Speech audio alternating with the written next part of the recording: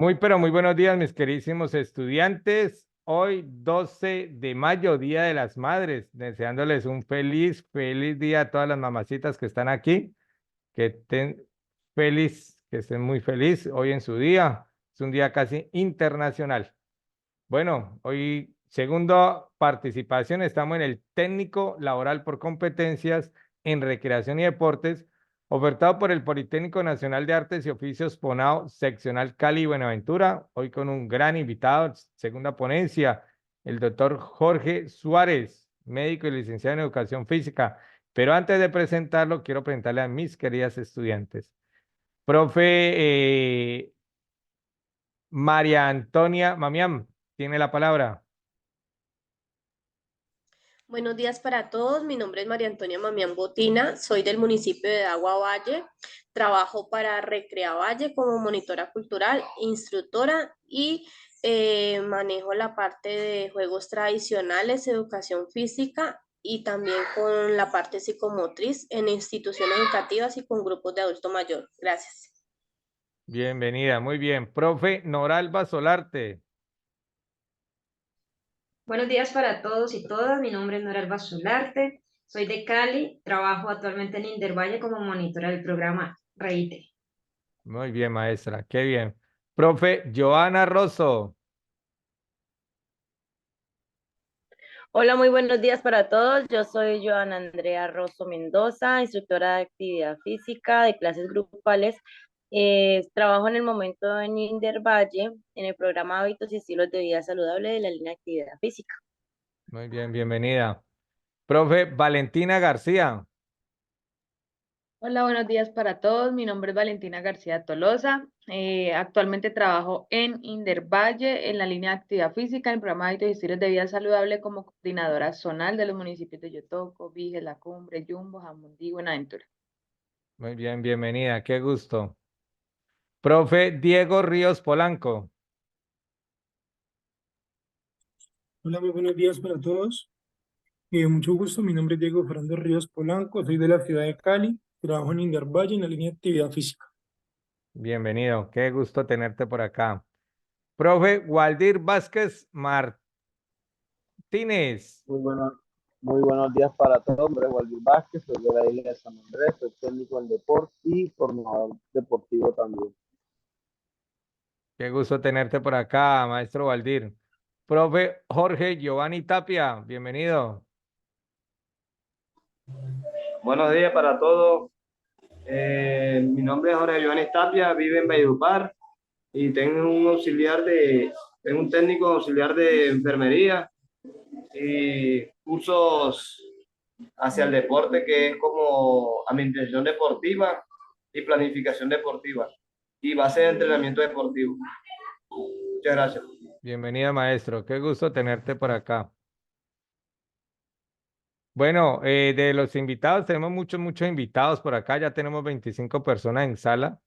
Un saludo muy especial al profe Samir Ben, que está en San Andrés, profe Héctor del Club Villarreal, profe Rubén Duque Díaz, que está en Venezuela, doctor Fernando de la Torre, profesor Enrique, que está en Ecuador, la profe Rocío, profe Marco Antonio, profe Humberto Sosa, el duro del boxeo de Ecuador, profe Luis Antonio González, profe Jorge Armando Ramírez, profe Aníbal Vaca, que está en Orito Putumayo, profe Miguel Rosales, que está en Perú, profe Mario Roberto Contreras, profe Fernando Durán, que ya lo hablé, y el profe eh, Juan José Pinzón, que está en Armenia, pero bueno, excelente. Vamos ahorita a compartir la hoja de vida de nuestro invitado.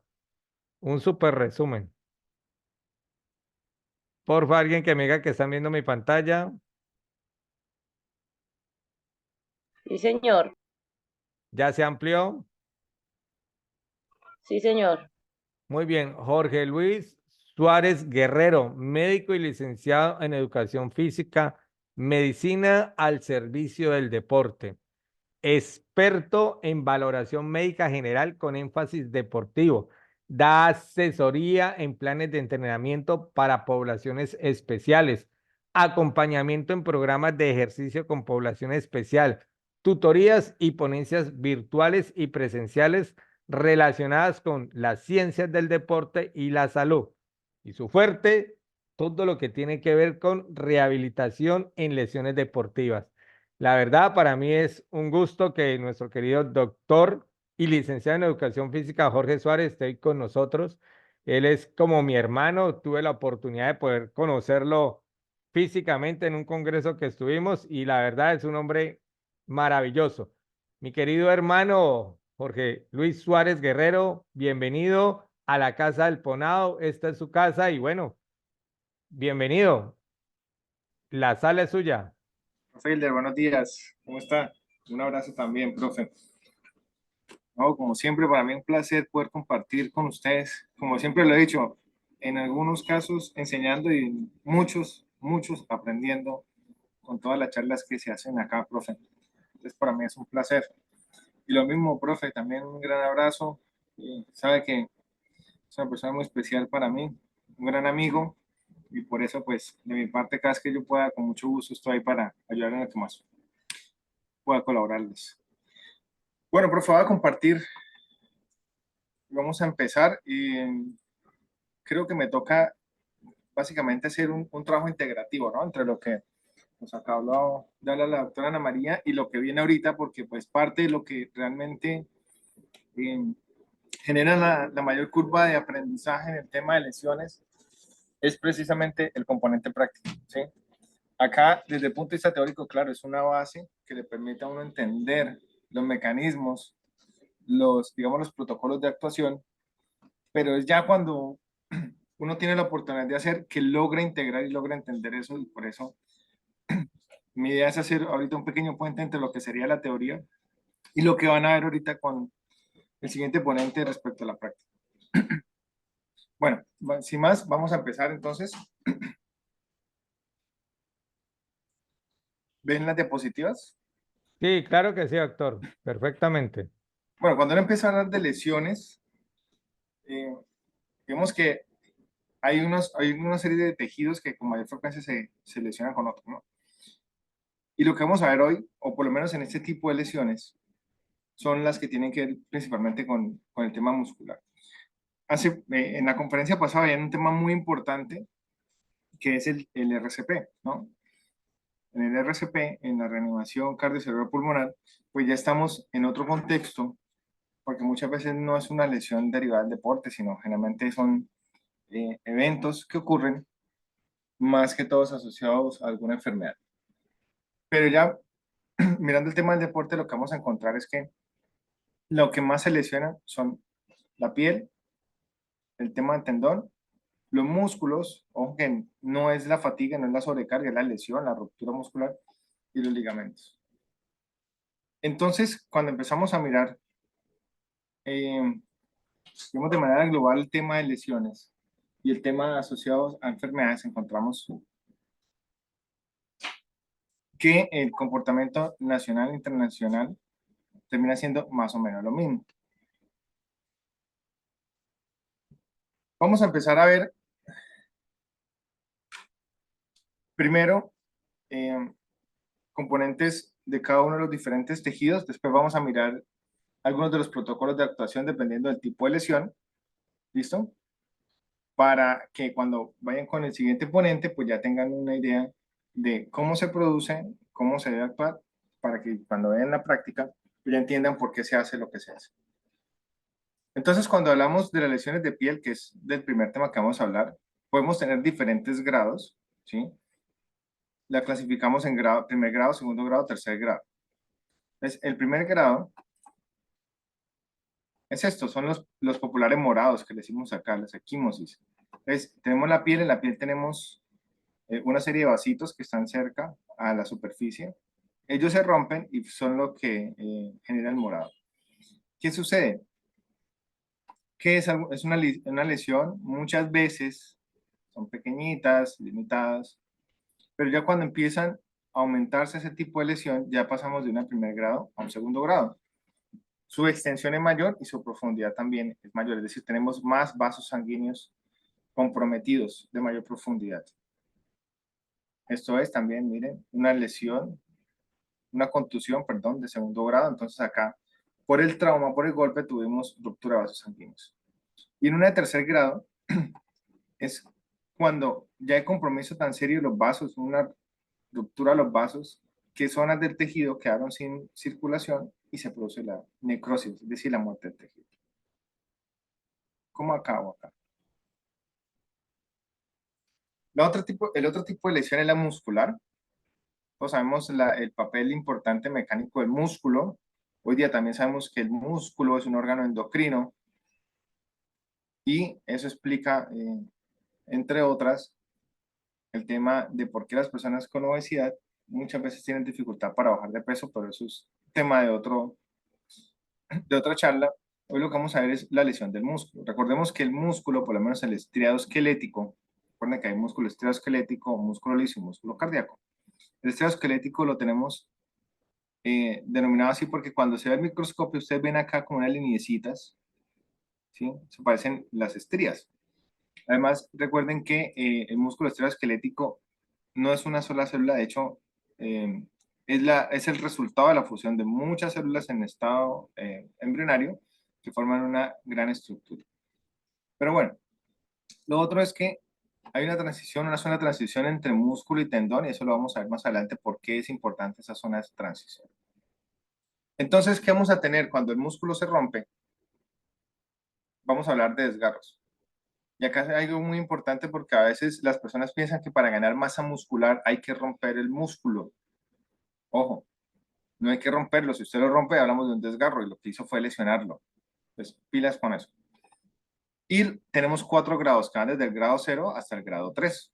Dependiendo de la cantidad de fibras que se estén rompiendo, pues tenemos una mayor gravedad. ¿Listo? Este es un ejemplo de cómo vemos grado 1, 2, grado 3. Muchas veces esa ruptura del músculo va acompañado de quimosis. Como veíamos, como hay ruptura muscular, hay ruptura de vasos y eso va a generar una gran extensión de quimosis. Ahora, ¿todas las equimosis extensas van acompañadas de ruptura muscular? No. ¿Listo? Acá en esta zona, como ustedes ven, es la zona de ruptura, miren. Esto es una ecografía, acá podemos ver los paquetes musculares, miren. Y acá en esta zona, si ustedes ven, es una zona donde se pierde, hay una pérdida de la continuidad del tejido, es decir, se ve una zona negra acá. Esa es la zona del desgarro. Ahí el músculo se lesionó, se rompió y por eso lo vemos así. Lo mismo acá. Esto es con otro tipo de imagen. Entonces, acá estamos viendo, sería la pantorrilla, la pierna, específicamente lo que sería el músculo gastrocnemio, los gemelos. Y ustedes ven acá, miren, este sería, un segundito.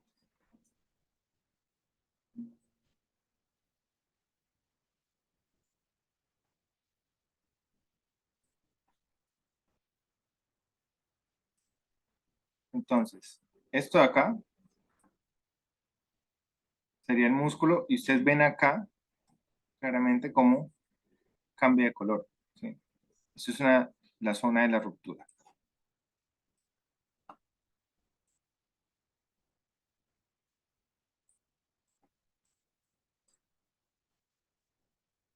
¿Listo?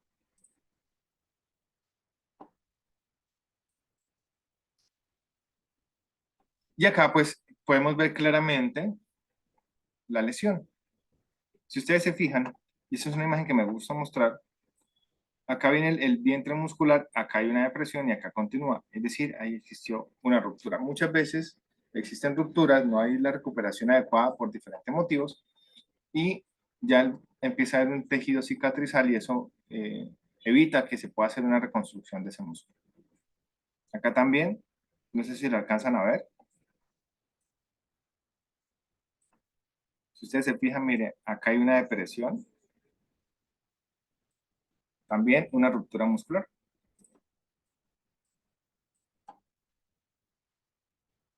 Ahora, ¿qué es importante acá? Sobre todo para los entrenadores, bien sea deportivos o de fitness, hay algo muy importante acá y es que cuando hay una ruptura muscular hay que estimular la recuperación de una manera activa. ¿Por qué razón? porque cuando se deja el músculo en reposo, se liberan sustancias, se liberan una serie de moléculas que es natural cuando nuestro cuerpo se ve lesionado, liberarlas porque es la forma que el cuerpo dice, oiga, estoy lesionado, estoy inflamado, me he dañado. Eso es normal, es una respuesta fisiológica. ¿Qué es lo que no se debe hacer? Que una vez exista esa ruptura y una vez empiece el proceso de recuperación, darle un reposo prolongado, como se solía hacer antes. Si ustedes recuerdan, quienes, por ejemplo, alcanzaron en los años 90, por ejemplo, a ver deportistas lesionados, lo que se hacía generalmente era, usted tuvo la lesión, váyase a la cama, quédese quieto, no se mueva, ¿sí? Esa era considerado la forma correcta en ese momento. Hoy día sabemos que no, antes por el contrario, existe una lesión, por ejemplo, muscular, ok, si es necesario cirugía, la cirugía y demás, pero empecemos movilización y recuperación temprana. ¿Por qué? Porque el problema con el músculo es que no vuelve a formar nuevo músculo, sino que se forma una cicatriz. Y entre más reposo le demos, más extensa va a ser esa cicatriz, como vemos acá. Y en algunos casos pueden llegar esas cicatrices inclusive a calcificarse. Eso que ustedes ven acá no es una fractura. Eso que ustedes están viendo ahí es la calcificación, es esto de acá. Es que esa cicatriz se llenó de calcio. Lo mismo que acá, miren. Ese no es un nuevo hueso, es una cicatriz extensa que se calcificó. Y pues eso va a traer no solamente molestias a la persona, sino que también va a tener una limitación funcional. Entonces, ¿qué es lo que buscamos cuando hay una lesión? Primero, identificar el tipo de lesión que existió, es decir, el desgarro, si fue 0, 1, 2 o 3. Segundo, empezar todo el proceso de recuperación que vemos más adelante. ¿Por qué? Porque finalmente lo que queremos es que ese músculo vuelva a ser tan funcional como antes. Es decir, no solamente tenemos que hacer que se contraiga y se relaje, sino que exista también una correcta activación y una sincronización neuromuscular. Es decir, que el trabajo de ese músculo, en otras palabras, sea lo más parecido a antes de la lesión.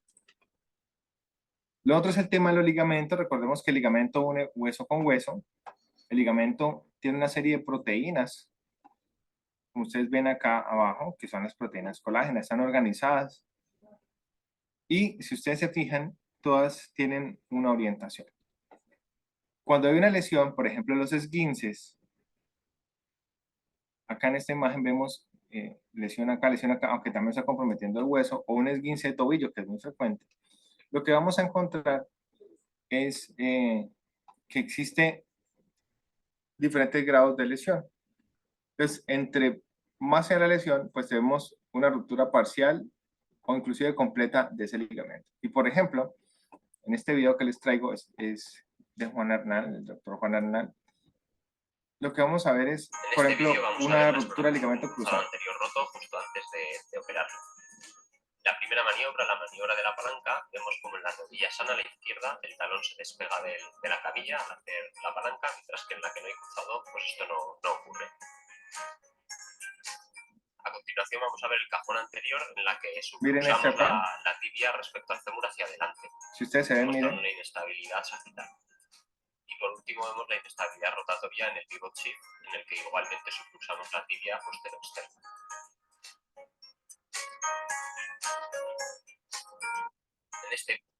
Entonces estamos viendo que los ligamentos tienen algo importante y es ayudar a la estabilidad de las estructuras hueso-hueso, junto con los músculos. ¿Qué va a suceder? Lo mismo. Antiguamente se creía, usted tuvo un esguince, vaya a hacer reposo, usted se encama, no se mueva, nos vemos en 2 semanas. Hoy día sabemos que no es así. Hoy día sabemos que tuvo un esguince, ok, empecemos a estimularlo.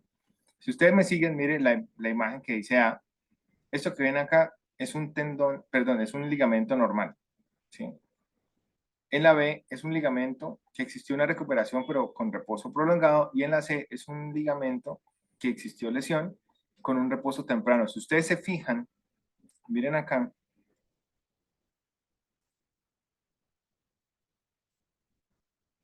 Miren que acá tenemos estas estructuras que serían esto mismo. Estas estructuras, me fue el lápiz. Esto mismo.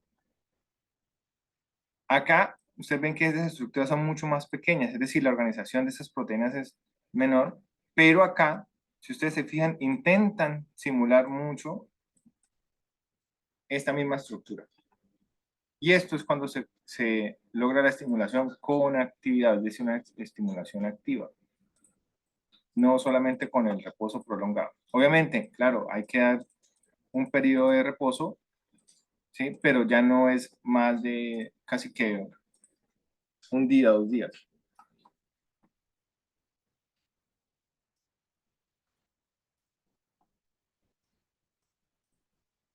Okay.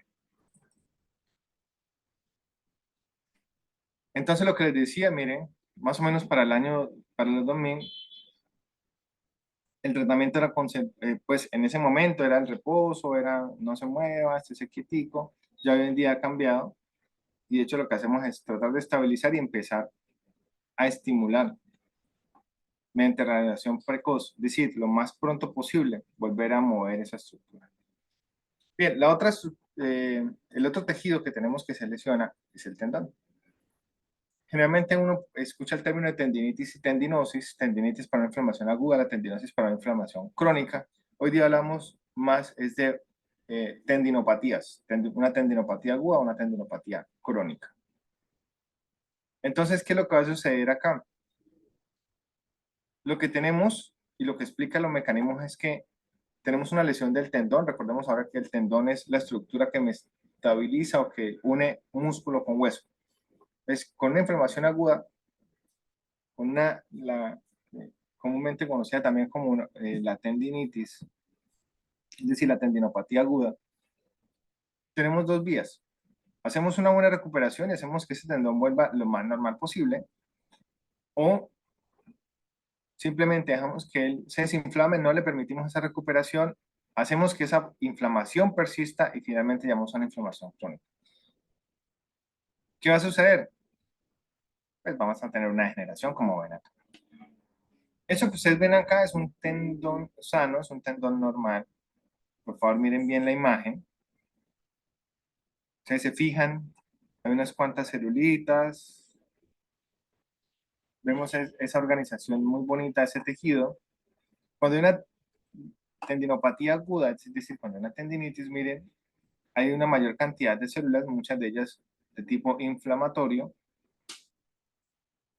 Miren, trata de mantener su estructura, ¿sí? Aunque con más células inflamatorias. Pero ya cuando tenemos una tendinosis, es decir, una tendinopatía crónica, ustedes pueden ver la desorganización que existe de las proteínas y la gran celularidad que tiene. Por eso también cuando hay una tendinopatía crónica se empieza a generar una prolongación de ese dolor y una limitación funcional, porque el tendón va perdiendo esa capacidad. Y en algunos casos, miren, también procesos inflamatorios crónicos, miren acá, como sería casi una tendinopatía rotuliana, que es muy frecuente en el tema deportivo. Acá la inflamación está más hacia el origen de la rótula, acá más a nivel tibial. En algunos casos se requiere cirugías para su recuperación. ¿Por qué? Porque además de inflamación, podemos tener rupturas. Y esa es otra de las complicaciones que hay. La ruptura va a hacer que, así como en el músculo, se pierda la totalidad o parcial de ese tejido y pues se requiere reconstrucción, que es como el caso que les estoy mencionando. Acá estamos haciendo, pues están haciendo ellos una reconstrucción del tendón rotuliano.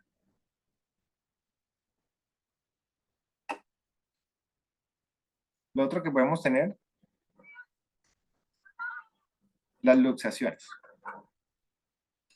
¿Se fijan ahí?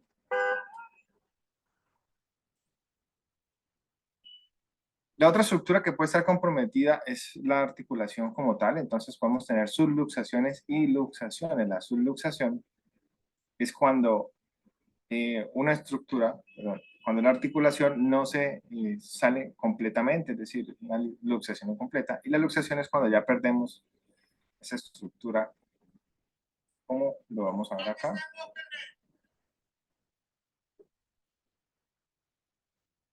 Puede ser el levantamiento de la medalla de plata.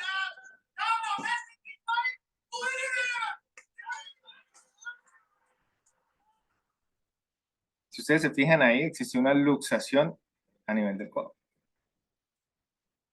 Bien. Eso era como el pequeño repaso. Vamos a empezar a mirar un poquito de qué vamos a hacer entonces.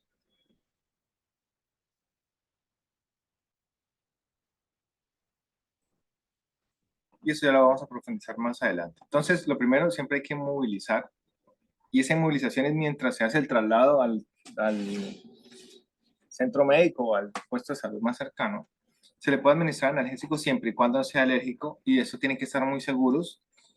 Si la persona sabe que no es alérgica, le pueden administrar. Si él lo duda, o si definitivamente dice que es alérgico, pues no lo administra, ¿sí? Sobre todo cuando no está seguro, si no sabe si sí o si no, es mejor no administrarle nada. Hacer el traslado y hacer la valoración médica para el manejo, porque en muchos casos podemos hacer una reducción, es decir, podemos ajustar nuevamente. En otros tenemos que evaluar si estamos solamente frente a una luxación o si estamos frente a algo más complejo. Yo les preguntaría acá, por ejemplo, si fuera su caso, ¿tienen ese deportista ustedes? ¿Tratan de ajustar esto o lo envían al centro clínico, lo movilizan en el centro clínico?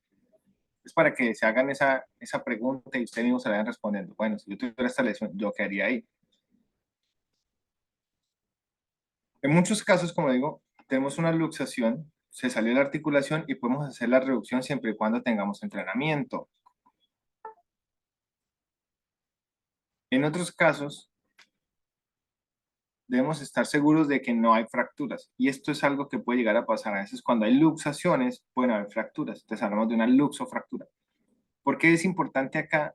Y como les decía, si tienen entrenamiento, es decir, si usted ve y hace la palpación y demás, y no ve los crépitos ni el desplazamiento óseo ni demás, y está seguro de que no hay fracturas, por lo menos desde la clínica, lo intenten movilizar. Pero siempre es mejor hacer una evaluación compleja, hacer una evaluación sobre todo con lesiones tan complejas como esta. Entonces, acá tenemos una luxación de tobillo, ya de alguien entrenado, eso es un médico deportólogo, ustedes ven, una vez él considera que ya no hay fractura, va a intentar hacer el acomodo. Entonces, eso se llama una reducción, bien sea de lesiones, acá es una reducción de la luxación.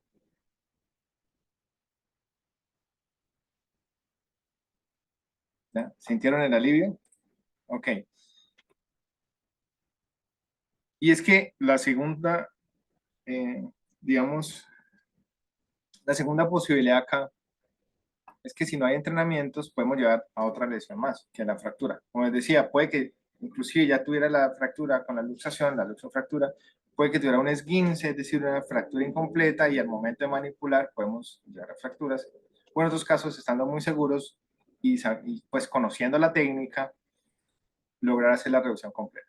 Entonces, lo siguiente también es el tema de las fracturas. Cuando hablamos de una fractura, hablamos de una pérdida de la continuidad del tejido óseo. Hay unas que implican lesiones de bajo o de alto riesgo, inclusive asociados a lesiones de bajo y alto impacto.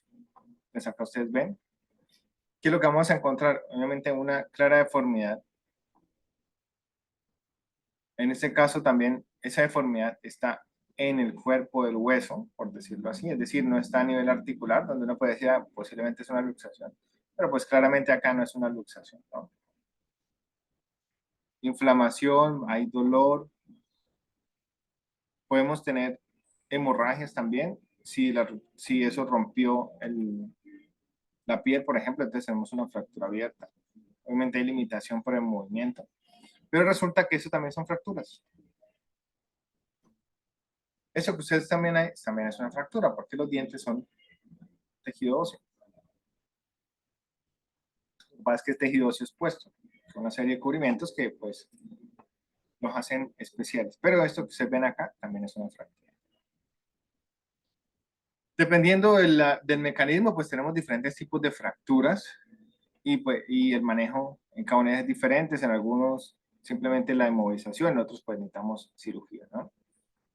Entonces lo que debemos hacer es mirar si hay deformidad en la zona. Acá estamos viendo ese tipo de lesión. Mire esto, si ustedes se fijan, esto recuerda mucho a la estructura de un tenedor.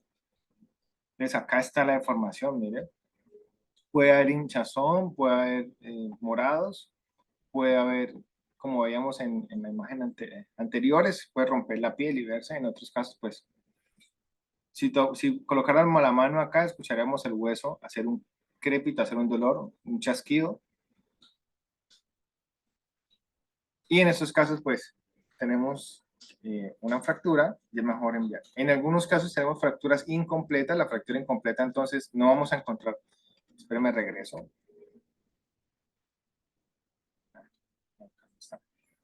Entonces, en las fisuras vamos a tener fracturas incompletas, ¿sí? Es decir, no vamos a tener esta deformidad ni nada, la estructura puede estar normal. Sí hay una zona muy puntual de dolor, y eso, digamos que lo dificulta un poco porque podemos tener una lesión de tejido blando ahí que sea muy dolorosa, o la zona de la fisura. Entonces hay que hacer una muy buena exploración, una muy buena semiología para determinar si lo que estamos mirando es una lesión de tejido blando o una fractura, pero una fisura, perdón. Pero en casos de fractura como en ese, pues ya es claramente identificable la zona de lesión y hay que hacer la inmovilización primaria. Entonces, ¿qué es lo que vamos a hacer? Ya les decía, lo primero que hay que hacer es inmovilizar la zona para evitar una mayor lesión y también para disminuir el dolor. Pueden aplicar hielo en la zona de la lesión siempre y cuando pues no tengamos una herida abierta, que de pronto el abordaje sería un poquito diferente. Lo que les decía, dar analgesia siempre y cuando ustedes sepan que la persona no es alérgica. Si la persona duda, no le den nada, o si definitivamente nos dice que no, que es alérgica, pues tampoco dar nada y hacer el tratamiento, ¿no? Adicional, pues hay que hacer protocolos de manejo dependiendo de la lesión. Por ejemplo, uno muy conocido es el protocolo RICE, ¿sí? Que es reposo, hielo, compresión y elevación de la estructura. Podemos usar los taping, el ultrasonido no como diagnóstico, sino como masaje, el uso de los TENS, que son los aparaticos de corriente. En algunos casos el tema de vendaje, o ya cuando la lesión es bastante compleja, pues cirugía. Como decía la doctora Ana María, hay diferentes tipos de vendaje. Acá también les traigo esta imagen para que ustedes efectivamente miren que son diferentes las técnicas de vendaje dependiendo de, entre otras, por eso la importancia, y es una invitación que les hago. Si pues por lo menos acá en Colombia, la Cruz Roja, por ejemplo, ofrece cursos de primeros auxilios y RCP básico, entonces yo los animaría a que pudieran hacer ese curso. Lo otro es... por ejemplo, ya en algunas estructuras específicas, hablando de lesiones de tendón, por ejemplo, el manguito rotador. Entonces, podemos hacer el protocolo RICE, dar medicamentos, estos medicamentos prescritos por médico. Hay que modificar el tipo de actividad. Recuerden algo que yo les decía, hay una inflamación del tendón, no lo dejen en reposo. Hay que estimularlo, hay que mantenerlo en movimiento, pero hay que modificarle las actividades. Miren acá, esto es importante, el tema de ejercicios de tonificar, porque muchas veces lo que vamos a tener con las lesiones de los ligamentos, de los tendones, es una debilidad muscular asociada. Podemos usar diferentes técnicas de terapia, ya les decía, por ejemplo, el tema del ultrasonido, la punción seca, el TENS, entre otras. En algunos casos, la aplicación local de corticoide, sobre todo cuando tenemos una inflamación bastante compleja, y ya cuando hay ruptura de ese tendón, ya vamos para la cirugía. Como vemos acá, entonces hay una reparación de ese manguito rotador. Acá vemos, hacen la inserción, lo colocan, amarran y listo. Podemos tener otra estructura que no les mencioné, que son las bursas. Las bursas son unas bolsitas que tenemos a nivel articular. Ellas disminuyen la fricción, tienen un líquido que es el líquido sinovial. Ellos van a disminuir esa fricción entre estructuras. Y lo mismo, generalmente como son lesiones de tejido blando, lo que hacemos es, sobre todo, desinflamar. Permitir que ese proceso inflamatorio cese, que ese proceso inflamatorio baje, de tal forma que la estructura ya no duela. Acá también podemos usar analgésicos, podemos utilizar corticoides. En algunos casos, estas bursas se pueden infectar y entonces no hablamos de una bursitis inflamatoria, es una bursitis infecciosa, una bursitis séptica o infectada. En ese caso hay que adicionar antibióticos, lo mismo, tienen que ser prescritos por un médico. En esta, al igual que en el tema del tendón, hay que modificar las actividades. Por ejemplo, si es una bursitis a nivel del hombro, pues evitar actividades de elevación del hombro, pero sí mantener ese movimiento hasta donde más se pueda. Evitar colocar objetos o recargar el hombro afectado. Y a medida que la inflamación va pasando, pues mantenemos los ejercicios de amplitud articular, así como los ejercicios de fortalecimiento de las estructuras. ¿Qué pasa cuando tenemos luxaciones? Entonces, ya lo veíamos, si hay una luxación, lo primero que tenemos que mirar es que no exista una fractura asociada. Cuando no hay fracturas asociadas, cuando estamos seguros de eso, podemos intentar hacer una reducción, es decir, volver a encajar. Hay pues por temas de tiempo, pues hay unas maniobras que se utilizan para hacer diferentes tipos de reducciones, pero pues por temas de tiempo no las podemos ver. En este caso, Médico, señor, con relación del tiempo, no te preocupes. Si la puedes mostrar, mostrarlas, porque el que sigue, el profe que sigue, está aquí en sala y con él no tenemos problemas. bueno, listo, profe. Yo ahorita entonces voy a buscar una. Vale, La reducción de hombro. Regálame un segundito, la voy a buscar y ya la pongo, por favor. dale. Voy a pausar. Bueno, mire, este es uno de los videos para las técnicas de reducción de hombro, ¿no? Esta técnica, digamos que esta en especial es muy sencilla, claro, no se puede aplicar en todos los casos, pero es una técnica muy sencilla y muy efectiva. Una luxación del hombro izquierdo. Yo por lo general utilizo pues ayuda de una escalera para poder tener un mayor brazo de palanca y la ayuda a otra persona que ya la vamos a necesitar por lo que vamos a explicar. Esta maniobra consiste en realizar una flexión del hombro, ¿sí? Y traccionar el hombro o la extremidad hacia arriba. Entonces por eso necesito la ayuda de otra persona para evitar que simplemente esté alando o ascendiendo el cuerpo. Entonces la persona que me va a ayudar va a poner una mano a nivel de la clavícula, a nivel del pectoral, que va a evitar que yo ascienda todo el tronco del paciente. ¿Listo? Yo siempre realizo entonces en muñeca y codo, hago la flexión del hombro, tracción hacia arriba, roto externamente, ¿sí? Y se siente el clic que va a indicar que la reducción fue exitosa. Esa es una de las maniobras que hay, la verdad es muy, como les digo, es muy sencilla y es muy eficiente. Y lo digo porque, pues, la he podido utilizar inclusive con un vecino que tiene ese problema por lesiones a nivel del hombro. Entonces, él presenta luxaciones de manera frecuente.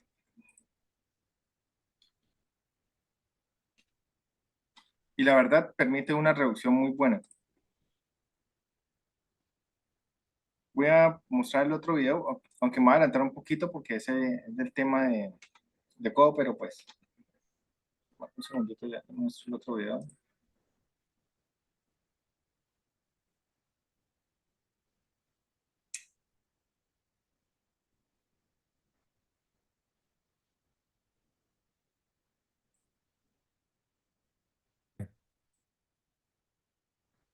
Bueno, ese es el otro video.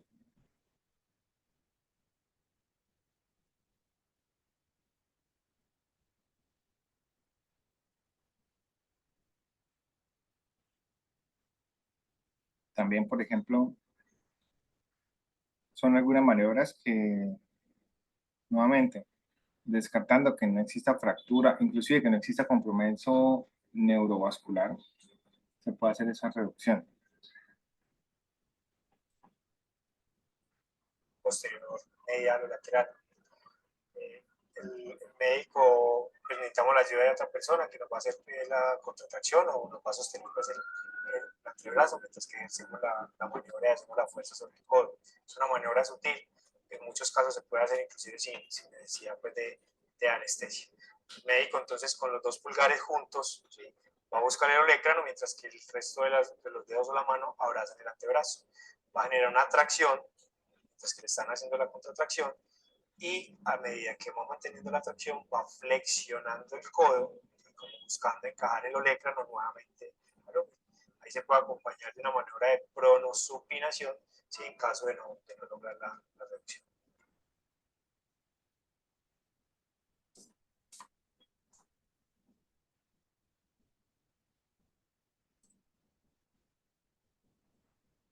Consultos. Listo.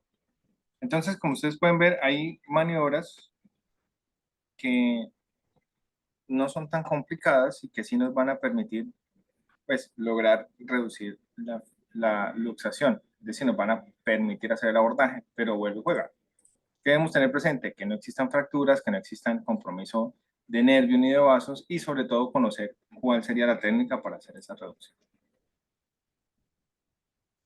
Lo mismo cuando tenemos los esguinces. Recuerden que el esguince es cuando el ligamento es lo que se compromete, lo que se rompe. Entonces, dependiendo de ese nivel de ruptura, pues nosotros evaluamos. Entonces, podemos tener diferentes esguinces, en uno donde todavía tenemos estabilidad de la zona, en otro donde definitivamente ya se perdió. Dependiendo de eso, el manejo va a cambiar un poco. Pero básicamente lo que tenemos que hacer es ayudar a dar estabilidad o movilizar la zona. Cuando tenemos unos esguinces de mayor grado, es decir, cuando tenemos una ruptura total de ese ligamento, hay que entrar a cirugía, entonces hay que hacer manejo quirúrgico. Cuando tenemos lesiones parciales, lo que podemos hacer es el tema de inmovilización, el tema de manejo, bien sea con medicamentos, hielo local, pero también empezar los ejercicios de tonificación. Podemos utilizar ultrasonido, podemos utilizar osteopatía, es decir, hay diferentes técnicas que inclusive el fisioterapeuta general o el deportivo van a entrar a intervenir. ¿Ves? Hay también digamos que unos puntos en los cuales uno hace intervención, ya después le toca pasar la batuta a otro profesional que es el que conoce cuál sería la técnica adecuada, ¿sí? Por ejemplo, en fisioterapia deportiva haría lo que es el manejo de ultrasonido, el uso de los TEN, la osteopatía. Ya, por ejemplo, uno como entrenador le puede indicar cuáles serían los tipos de actividad, en este caso, de las actividades modificadas para el fortalecimiento de las estructuras aledañas. Entonces, el uso de los taping, por ejemplo, también es muy importante. Ya cuando tenemos inflamaciones de tejidos blandos, como veíamos así con las tendinopatías, cuando veíamos así con las bursas, pues en términos generales, inclusive cuando tenemos inflamación del músculo, lo que debemos hacer, por ejemplo, sobre todo el protocolo de desinflamar y modificar las actividades. Entonces, en este caso, por ejemplo, en la epicondilitis, que también sigue siendo una tendinopatía, lo mismo. Entonces, identificamos la lesión, qué tipo de tejidos están afectados, si son principalmente lesiones de tejidos blandos o si tenemos algún compromiso óseo, porque si hay compromiso óseo ya el manejo va a cambiar. Si es tejido blando, bueno, entonces hacemos los protocolos de los que hemos estado hablando, donde aplicamos inmovilidad. Recuerden, esa inmovilización o esa inmovilidad de la estructura no debe ser prolongada, es decir, lo inmovilizamos por un tiempo y después de eso empezamos toda la modificación de actividades. Diferente es que nosotros, digamos, mantengamos una serie de vendajes y por ejemplo, de tapings que le den más estabilidad. Eso es diferente a dejarlo inmóvil, ¿no? Para que tengan eso presente, porque no inmovilizo es precisamente para que no se dé ningún tipo de acortamiento muscular y cambio en el ángulo de la articulación, sino que quede fija. Y eso lo hacemos mientras se traslada, se evalúa bien y empezamos a definir qué es lo que tiene. Después de eso, pues lo que hacemos es Podemos colocar un vendaje, pero que sea un vendaje que le permita el movimiento, o sea, más para estabilidad. Podemos, como decía, utilizar los taping y pues las diferentes terapias que hemos hablado. En algunos casos tenemos, además de lo que ya se ha hablado, tenemos que incluir o mencionar algunos otros tipos de manejos. Por ejemplo, yo les había comentado la bursitis y que podía haber sobreinfección. Ese es un caso de una bursitis. Miren, en algunos casos hay que infiltrar y que sacar, ¿sí? O administrar medicamento o sacar el contenido que esté ahí. O aplicar antibióticos porque pueden haber infecciones. Vuelve y juegue. Recuerden que cuando estemos ya frente a una lesión, no de tejido blando solamente, sino a nivel de hueso, debemos evaluar las estructuras, mirar que no exista fractura para poder definir si el manejo lo hacemos. Reducimos y aplicamos los demás protocolos, es decir, la movilización, el antiinflamatorio, el hielo, después el taping, etcétera. O si definitivamente hay que movilizar, hay que trasladar, y si hay fracturas, pues hay que hacer cirugía. O inclusive, sin existir fracturas, recuerden también que la cirugía puede ser si tenemos un desgarro muscular bastante severo, una ruptura de tendón o una ruptura del ligamento. ¿Listo? Básicamente, eso es, digamos que eso es parte de los protocolos que se deberían hacer. Lo mismo acá, por ejemplo, a nivel de tendón rotuliano, ¿qué debemos hacer? Y acá, en esta, miren, el tema de los meniscos. El menisco, recuerden que es una estructura que va a estar a nivel de la rótula, a nivel de la rodilla. Y ella lo que va a hacer es darme estabilidad, ¿no? Ella lo que va a hacer es generar, perdón, lo que va a hacer es amortiguar básicamente. Y vamos a tener parte del peso de nuestro cuerpo recargado en esas estructuras. Por eso cuando existen lesiones de ellos, podemos tener lesiones que se vuelven crónicas. Hay otras que definitivamente generan no solamente dolor, sino la incapacidad de movimiento a nivel de la rodilla. Entonces, estos meniscos que son de tejidos cartilaginosos, cuando se rompen, pueden generar lesiones, que hablamos de meniscopatías, y esas lesiones pueden traducirse en que la persona tiene gran dolor y limitación para el movimiento de la rodilla, es decir, para flexionar y estirar, o inclusive pueden generarse lo que llamamos bloqueos o pseudobloqueos, es decir, la persona dobló la rodilla, pero después ya no es capaz de estirarla, o si la va a estirar, genera traqueteos. Entonces, en estos casos también se explora cuál fue el tipo de lesión y generalmente terminan haciendo intervención quirúrgica, bien sea quitando el pedazo de menisco o cosiendo la zona dañada. De eso ya hemos hablado, entonces el tema de la fractura, ya saben, tenemos que inmovilizar, determinar, bueno, si hay fractura, si fue fractura abierta o cerrada, mirar. ¿Por qué?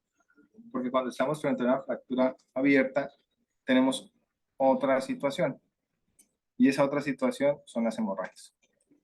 Entonces, cuando estamos frente a una fractura abierta, tenemos que buscar cómo contener esa hemorragia. Entonces, ya cuando pasamos a una fractura con herida abierta, pues no solamente vamos a ver la deformación, no solamente vamos a ver que se hinche, le duele a la persona, también vemos que ese hueso rompió el tejido. De ahí también la importancia de otra cosa, si hay fracturas, por ejemplo, no intenten reducir. ¿Por qué? Porque a veces los huesos cuando se parten quedan con zonas filosas y eso tranquilamente y fácilmente puede romper la carne. Puede romper carne, huesos y entonces complicamos más la cosa. Ya cuando estamos frente a una situación de una fractura abierta, pues lo que tenemos que hacer es hacer ese manejo de la herida. Entonces tenemos que limpiar muy bien esa herida. Tenemos que empezar a colocar apósitos estériles de tal forma que generemos una buena compresión para disminuir el sangrado. No debemos reducir ni alinear ni tratar de ajustar la fractura. Sí, lo que debemos hacer es tratar de inmovilizar, o sea, mantener la hemostasia y tratar de inmovilizar y trasladar. En este caso, por ejemplo, hay que mantener la hemostasia, es decir, vamos a intentar evitar que sangre, pero hay que mantener ese flujo de sangre hacia los otros tejidos. ¿Ves? hay que hacer la hemostasia, el bloqueo digamos, del sangrado en la zona cerca de la herida, de tal forma que se disminuya ese sangrado. En algunos casos tenemos heridas tan complejas porque tenemos vasos sanguíneos grandes afectados, donde nos toca hacer otro tipo de movilización, como serían el uso de amarres. Amarramos, amarramos, soltamos para garantizar dos cosas. Al amarrar, bloqueamos el flujo de sangre. Al soltar, garantizamos que regrese la sangre, y por eso es importante cuando ustedes hagan ese tipo de movilizaciones, ese tipo de amarres, registren en qué momento lo hicieron, para que más o menos cada 5 minutos suelten un momento este amarre para que la sangre pueda fluir. En otros casos, pues, hacemos la compresión directa para disminuir la mayor cantidad posible esa hemorragia. Esto, pues, cuando tengamos o lesiones abiertas que están sangrando o generalmente asociadas a fracturas abiertas. Entonces, contenemos la hemorragia, y lo otro que tenemos que hacer es la inmovilización y traslado. Ahora, si tenemos una fractura cerrada y es posible ubicar el fragmento, si es posible reacomodar, ok, eso lo hará un experto, inclusive debe ser un ortopedista el que generalmente termina haciendo eso.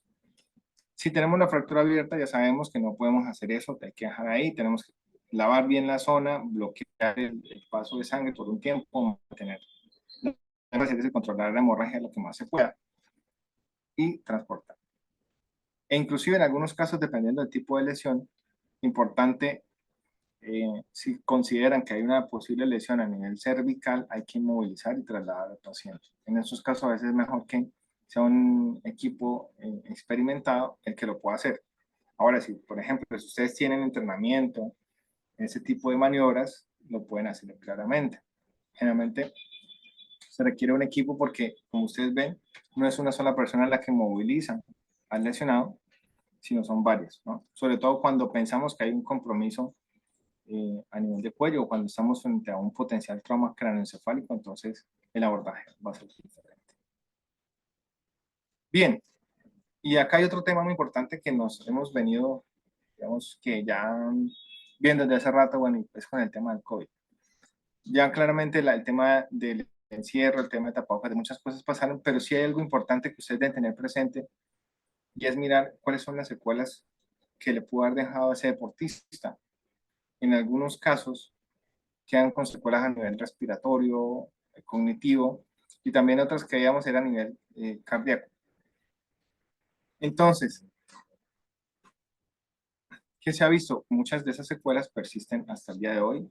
Ya hay muchos deportistas que dicen, no, mire, yo tenía un dolorcito después del COVID, mire, se me ha intensificado, se me ha mantenido, no me ha calmado, sigo igual.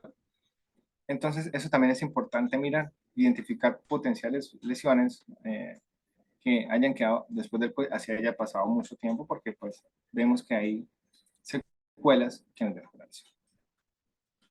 Y esto, bueno, esto era un protocolo para el tema COVID, pero lo voy a pasar. Muy bien, entonces ya con eso íbamos terminando. Les recuerdo, pues mi nombre es Jorge Suárez, con mucho gusto para su atención. Hace un tiempito pasé como una propuesta para quienes estén interesados, la pasé en el grupo, sobre precisamente asesorías, poder tener asesoría de manera mensual.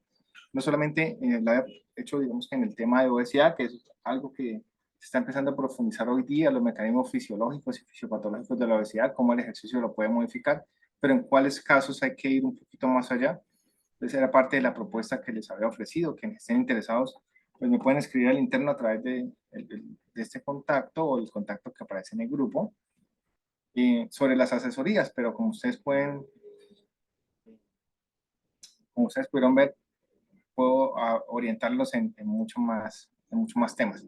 Y lo otro es para quienes estén interesados en profundizar el componente teórico, el tema de lesiones. Desde hace tiempo tengo este curso en Hotmart. Quienes estén interesados, ahorita en el chat voy a compartir el link para que lo puedan realizar. Bueno, no sé si tengan alguna pregunta, si no, muchas gracias. Este es mi contacto, por si me quieren escribir por interno, y este es mi Instagram también, ahí me pueden contactar, me pueden escribir, resolver dudas, podemos revisar temas de algún deportista o paciente que tenga. Muchas gracias. Bueno, un fuerte aplauso a nuestro queridísimo doctor Jorge Suárez. No sé si se pueda cambiar al celular para que lo podamos ver, pero excelente. Creo que usted ha hecho el mejor puente para lo que viene a continuación. ¿Alguna pregunta? Si alguien tiene alguna pregunta, me levanta la mano. Aproveche que no le cobramos la consulta, no se le cobra. Esto es gratis, gratiniani. El doctor Jorge Suárez es mi gran amigo, entonces esto no nos cobra.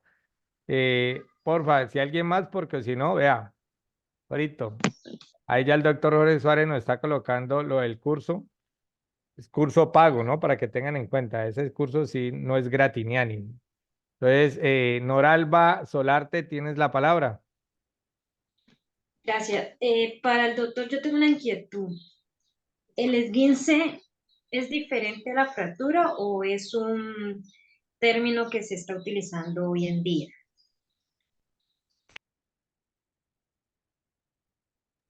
Doctor Jorge Hola. Suárez, ¿escuchó la pregunta? Sí, señor. Hola, Noralba. El esguince, y espéreme, le vuelvo a compartir acá. Un segundito. El esguince, recuerde que es la lesión que ocurre en el ligamento. ¿Listo? No es en el hueso, es en el ligamento. Entonces, si ustedes ven las diapositivas. Sí, maestro, se está viendo. Ok. Entonces, el ligamento, recuerden, es la estructura que me une hueso con hueso. Cuando este tejido, el ligamento, se rompe, bien sea poquito, bien sea mucho, hablamos de un esguince. ¿Listo? Entonces, ese ligamento. Cuando se rompe el hueso, hablamos de una fractura. ¿Listo? Cuando Listo. se sale la articulación, hablamos de una luxación. Y el término esguince no es un término reciente, de hecho es un término bien antiguo para referirse a esta lesión. ¿Vale? Muchas gracias, doctor. Con gusto. Perfecto. ¿Alguien más? Aprovechemos. ¿Alguien más? Fabricio Méndez, hágale. Hola, buenos días. Saludos desde México, Cancún, México. Profesor, doctor, perdón, consulta. En el caso de un esguince, su periodo de recuperación en comparación con una reducción, doctor, perdón, ¿cuál es el procedimiento posterior a la reducción o su periodo de recuperación? ¿Es similar al esguince? Hola, profe. Perdón, me repite un poquito la pregunta porque se entrecortó. Perdón. Sí, perdón. Mi pregunta es sobre lo que viene siendo la recuperación del esguince y una reducción. ¿Son similares? No, no son similares, pero a veces cuando hay luxaciones, pero otra vez vamos a usar las diapositivas. Cuando hay una luxación, puede haber una lesión, también un esguince, porque como lo que se hace es que la articulación se salió del puesto, puede romper. Entonces, si estoy frente a un esguince, lo que tengo que mirar es cuál es ese grado de lesión, qué tan complicado fue el esguince. Cuando tengo una luxación, entonces, como les decía, hay que mirar, si además de que se salió la articulación, tengo una fractura asociada. Entonces, dependiendo de las lesiones que se tengan y la gravedad de esa lesión, el proceso de recuperación cambia. Si es un esguince, por ejemplo, grado 1, lo que existe es una pequeña ruptura de ese ligamento, pero hay estabilidad, no se salió de articulación ni nada, pues generalmente el tiempo de recuperación es por mucho un mes, ¿sí? Obviamente haciendo el proceso adecuado. Pero si lo que tenemos es el esguince, y es grado 3, es decir, el ligamento se rompió totalmente, más una luxación, más una fractura, pues muy posiblemente los procesos de recuperación van a tomar más tiempo, entre 3 a 6 meses dependiendo del deportista. Perfecto, maestro. Bueno, Otra pregunta. fuerte ese aplauso. Luis Fernando Durán, mi querido doctor, tiene la palabra. Doctor, muy buenos días a todos. Un poco enfermo, pero bueno, ahí presente cada vez que se puede. Hilder, muchas gracias por la invitación. Una pregunta, doctor. Ahorita estamos viviendo, como dicen algunos expertos psicólogos, la generación de cristal. Y hay muchos chicos que se medio tronchan un dedito y entonces no pueden jugar, se medio lastiman y no pueden jugar. Eh, eh, Algunos que sí de pronto han tenido alguna lesión, por decir algo, voy a hablar en el caso específico del tenis, un jugador a dos manos que se lesionó la mano izquierda, tiene un problema en la muñeca, entonces él tiene una sobrecarga en la mano derecha. ¿Es recomendable que lo siga haciendo o en ese caso es mejor parar?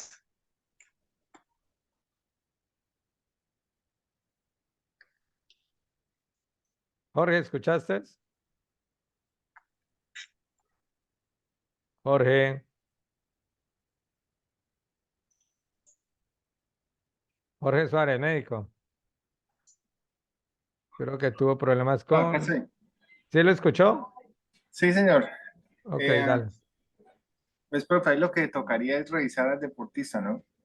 Porque vuelve y juega. Puede que la lesión que tenga sea una lesión leve que le esté causando es un dolor o una molestia, ¿sí? Entonces uno puede intervenir, ayudarle a recuperar rápido para que pueda seguir jugando. Hay que revisar porque puede que sea algo más, ya sea algo más crónico. Entonces no es que el deportista sea flojo, sino que es que ya hay una lesión de base que ha estado desde hace tiempo. Y ante cualquier carga, el tejido como está lesionado, vuelve otra vez y duele y se lastima. ¿Sí? Respecto a lo que usted decía, digamos, la tolerancia al dolor, también es importante evaluar el tema psicológico por lo que usted dice. Hay, digamos, hay que evaluar la tolerancia al dolor y saber si es que tiene unos umbrales muy bajitos y hay que empezar a entrenarlo, ¿sí? O si definitivamente estamos frente a una lesión. Y si hay una lesión, ojo que una cosa es dolor y otra cosa es la lesión, ¿no? La lesión va con dolor, pero el dolor puede ser simplemente por inflamación o por molestia y demás, cansancio, fatigas, ¿sí? Ya cuando hay lesión, ya toca el abordaje diferente. Y pues tocaría mirar al deportista específicamente para poder decirle, mire, lo mejor para él es ir por acá o por allá, ¿sí? Porque no sabemos el tipo de lesión que tenga en ese momento, qué tanto le esté limitando, qué tanto modifique la biomecánica, bueno, etc. Perfecto, gracias. Bueno, dos preguntas más para cerrar. William Navarrete, maestro, te escuchamos. ¿Cómo está? Buen día, doctor. Un gusto saludarle. Sabe que tengo una pregunta respecto al desgarre. ¿Cómo usted lo reconoce rápidamente y poder dar una observación respecto a la lesión? Y la otra era ese, esa evaluación de cuánto te duele del 1 al 10. Con los deportistas por lo general no nos funciona. Entonces, siempre cuando se desguinzan o se fracturan o alguna cosa, se les pregunta del 1 al 10, ¿cuánto te duele? Siempre dicen 1 o 2, pero nunca dicen 8, 9 o 10. Si me puede aclarar algo si tenemos otro tipo de evaluación para los deportistas. Gracias. Jorge, te escuchamos. Ok, la evaluación de percepción del dolor. Por eso hay que acompañarlo con la semiología, ¿sí? Porque es cierto, el dolor es muy subjetivo. Yo puedo tener una lesión y de 1 a 10 me puede doler 1 y otra persona con una lesión muy similar le puede doler 5, ¿sí? O 10. Esa escala ahí, habría que mirar qué escala aplican los psicólogos para la evaluación, ya para conocer un poquito más a profundidad el tema del dolor, pero uno generalmente hace esa escala por temas de practicidad, ¿sí? De 0 a 10, o inclusive cuando se hace el entrenamiento la escala de Borg, para mirar qué tanto es el dolor. Pero cuando estamos frente a una lesión, uno le pregunta, bueno, ¿le duele bastante? Casi no duele, porque también lo que uno busca es mirar qué tipo de lesiones, qué tanto está comprometido el tejido para hacer el abordaje, ¿sí? No sé si con eso respondo la pregunta. Faltaba el reconocimiento de un desgarre, ¿cómo puede hacérselo más fácil? ¿Cómo se reconoce un desgarre? Depende del nivel de gravedad del desgarre por la pérdida de continuidad, o sea, por las modificaciones que se ven. Cuando tenemos un desgarre total, pues vemos que se forman a veces como huecos en la zona. Voy a mostrarle nuevamente acá la imagen.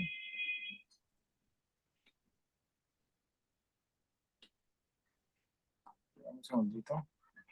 Porque en otros casos, inclusive con la clínica, lo puede dejar a uno con la duda, y generalmente lo que uno entonces termina de recurrir, si hay duda, es a las imágenes. Por ejemplo, una ecografía. Y es que me pasó. Cuando hay un desgarre así complejo, vemos la pérdida continuada del tejido. Cuando además hay limitación del movimiento, o sea, además de que vemos esto, vemos que no lo vemos totalmente, vemos la estructura normal, pero si hay un dolor muy intenso, hay una limitación en el movimiento y además de eso, un equimosis, un morado, podemos estar sospechando de la alta posibilidad de un desgarro. Además, el mecanismo de la lesión también nos lo explica. Pero yo les cuento, yo tuve el caso de un deportista, un futbolista, que él empezó con un dolor en una pierna. Y el dolor era leve, constante. Se aumentaba cuando hacía ejercicio. De entrada, usted no pensaría en un desgarre. Y resulta que, y mucho menos cuando el dolor empieza en ambas piernas. Y no tenía ni morado, no tenía nada, se evaluó, estabilidad bien. Se le hicieron los protocolos, pero resulta que él seguía persistiendo con el dolor. Dije, no, hombre, aquí hay que descartar algo más. Cuando le hice la evaluación ese primer día, porque él ya le habían hecho fisioterapia y demás, yo dije, no, hay que descartar algo más. Se le hizo una ecografía y efectivamente se encontró un desgarro, era un desgarro grado 1, si no estoy mal, creo que era en uno de los aductores. ¿Y qué pasó? Tenía el desgarro, estaba crónico, era pequeño y por eso no generaba tantos síntomas. Y empezó a darle la otra pierna porque empezó a compensar con la otra pierna. Entonces, muchas veces no son tan claros como acá. Por eso hay que entrar a hablar al deportista, preguntarle de hace cuánto tiempo, cómo fue que le empezó el dolor, porque a veces vemos que hay movimientos de contracción o un estiramiento muy severo y eso nos puede orientar hacia la mecánica de la lesión. En otros casos, pues ya vemos lo que digo, está generalmente asociado a una equimosis o un morado muy grande, o claramente lo que encontramos ya es la pérdida de la continuidad del tejido. Entonces, si usted tiene un deportista, por ejemplo, que tiene un dolor muy puntual en alguno de los músculos, que sea muy puntual, que se aumente con el ejercicio y que lleve varios días, tiene que preguntarle cómo le empezó el dolor, si fue con un trauma, si fue con algún movimiento, en qué punto le empezó el dolor, cómo se le ha ido aumentando ese dolor, o si se le ha mantenido, con qué se le aumenta o con qué se le calma, para usted poder pensar que de pronto ahí ya hay un compromiso pues, digamos, muscular o tendinoso o ligamentoso. Y si siguen las dudas, es claramente apoyarse del tema de las imágenes para determinar si hay alguna lesión muscular. Resumiendo, podemos tener lesiones de bajo grado, grado 0 o 1, que pueden pasar desapercibidas, que pueden durar mucho tiempo. Podemos tener lesiones musculares severas como las que veíamos, que tenemos morados intensos o tenemos pérdida del músculo. Bueno, excelente respuesta, maestro. Vamos con mi profe de San Andrés, Waltín Vázquez.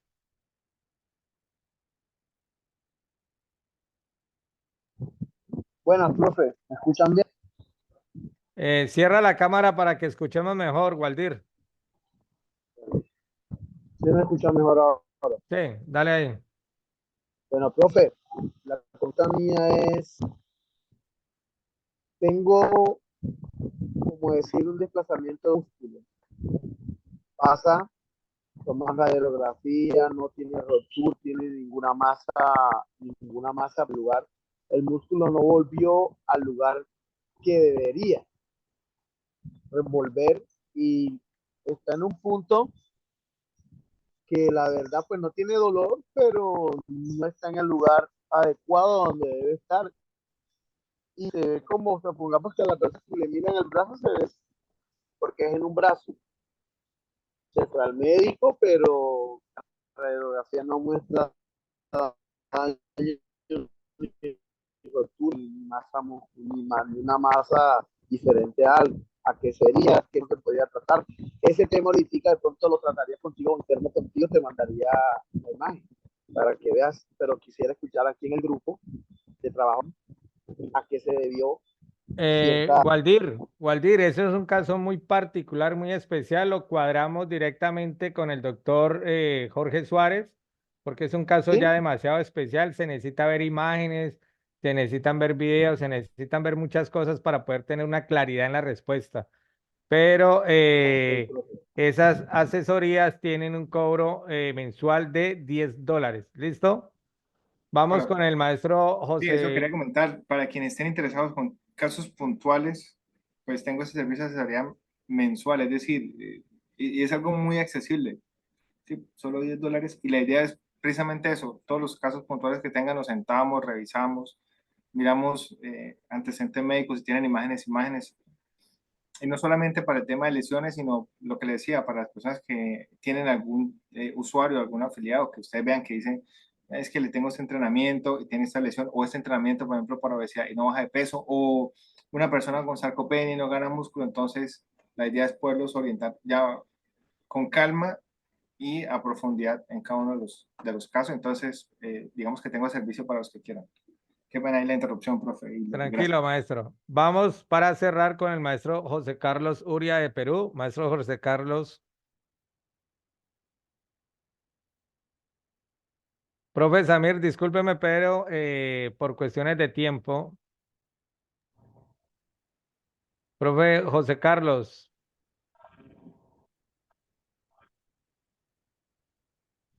José Carlos Uría, maestro, no te escuchamos. No hay sonido. Muy buenos días, ¿cómo está, estimado Hilder? Un saludo también muy grande acá.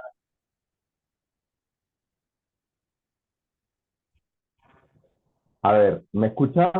¿Ahora sí? Medianamente. A ver. ¿Me escucha ahora sí? Mejor ahí. ¿Me escucha? Sí, perfecto, ahí Ya, sí. perfecto. Bueno, ante todo, muy buenos días. Agradecer también, pues, el espacio para poder hacer la consulta y un saludo muy grande al doctor Jorge Suárez, de acá, desde Lima, Perú. Bueno, referente a las lesiones deportivas, los primeros auxilios que se pueden dar en este caso y en relación al trabajo eh, clínico, en un caso de choque en el fútbol, que muchas veces se da de cabeza con cabeza o a veces cuando hay una jugada en un cabezazo que van a luchar dos adversarios o a veces cuando van a cabecear y calculan mal y se golpean también la cabeza con el poste del arco y caen tumbados. ¿Cómo podemos descartar un traumatismo cráneoencefálico en el momento, ya que el deportista a veces cae y queda medio desmayado o cae y se le nota medio oído? Esa es la consulta. Listo, profe, sí, señor. Muy buena pregunta. Generalmente cuando hay traumatismos craneoencefálicos y hay pérdida de la conciencia, nada, inmovilice y trasládelo. Porque hay que entrar a evaluar si hay, digamos, lo que llamamos un hematoma subdural, si hay algún tipo de fractura ósea o si efectivamente hay algún compromiso a nivel encefálico. Generalmente pueden haber traumatismos craneoencefálicos leves, muy leves, ¿sí? Que se chocó pero no perdió la conciencia y él se levanta, está bien y demás. Entonces uno lo que hace es explorarle, entre otras, bueno, además de palparlo, digamos, explorar reflejos y demás, mirar el tema de la orientación, porque en algunos casos pueden parecer traumatismos leves, la persona se levanta y demás, pero las complicaciones vienen después. Entonces, ¿qué podemos empezar a ver? Si hay, digamos, cambios en los niveles, en la dilatación de la pupila, que llamamos anisocoria. Si, por ejemplo, empieza a tener dificultad para el lenguaje o refiere sensación de adormecimiento en alguna parte, o usted, por ejemplo, ve que tiene un ojo apagado. Entonces uno empieza a hacer una exploración a ver si hay alguna lesión al nivel, ¿no? Ya cuando, lo que le digo, ya cuando se golpeó y quedó inconsciente, sáquenlo del campo y hay que hacer la evaluación muy bien porque no sabemos hasta qué punto fue el traumatismo. En los casos leves, muy leves, que usted ve que la persona quedó consciente, pues lo que le decía, uno entra a hacer una evaluación, mirar a ver si una pupila más grande que la otra, si no tiene adormecimiento, si continúa hablando bien, para definir esa parte. Pero eso es digamos que es una pregunta muy buena y es también, tocaría hacer un tema exclusivamente de esa evaluación neurológica en traumatismos craneoencefálicos para abordarlo un poco más. Claro que sí, maestro. Muchísimas gracias. Muy Vamos a dar agradecido por por- terminado aquí. Un abrazo enorme, mi querido doctor Jorge Suárez. Bueno, estamos muy pendientes. Terminamos aquí.